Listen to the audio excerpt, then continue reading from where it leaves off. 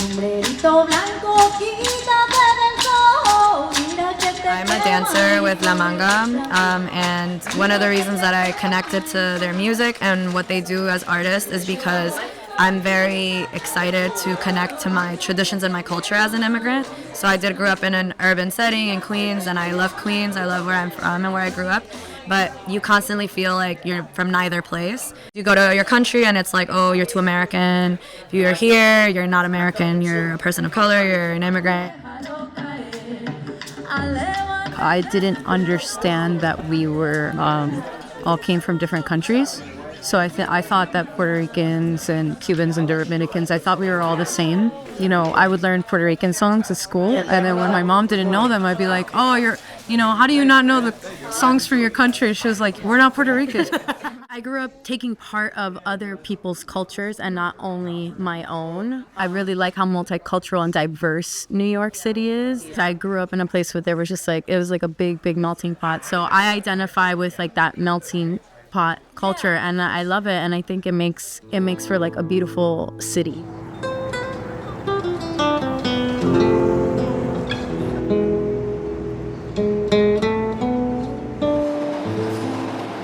In New York City, over 3 million residents are immigrants, according to the NYC Mayor's Office of Immigrant Affairs 2024 annual report. The city is home to 700 languages and counting, as documented by the Endangered Language Alliance, making it the most linguistically diverse city in the world. The top countries of origin for NYC immigrants are the Dominican Republic, China, and Jamaica.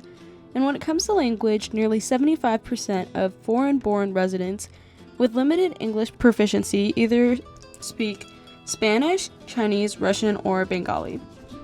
In Central Park, we met 22-year-old Arianna Collado, who is Peruvian descent and lives in New Jersey. She says she grew up in a community that was predominantly Latino and experienced quite a shock when she went to a predominantly white college. It wasn't until I went to college or university where I went to like a PWI and where I was like surrounded by, so many different ethnicities and cultures, and it was a really big shock to me.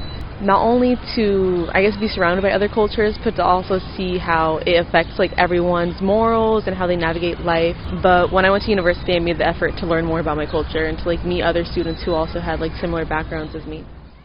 In Brooklyn, we interviewed Luisa Navarro, a 35-year-old journalist and owner of a gift shop named Mexico in My Pocket.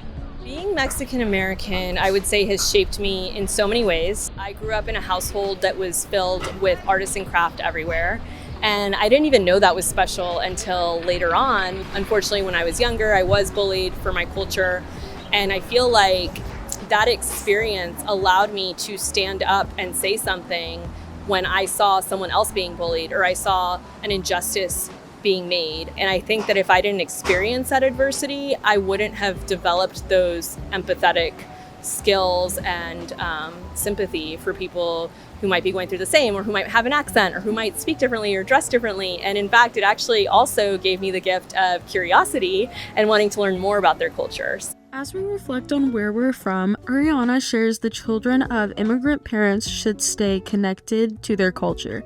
Luisa talks about the importance of giving people the opportunity to speak before judgments are made. She also explains that culture continues to shape how people live and interact in a city like New York. In a place with over 180 countries represented, these perspectives remain part of everyday life.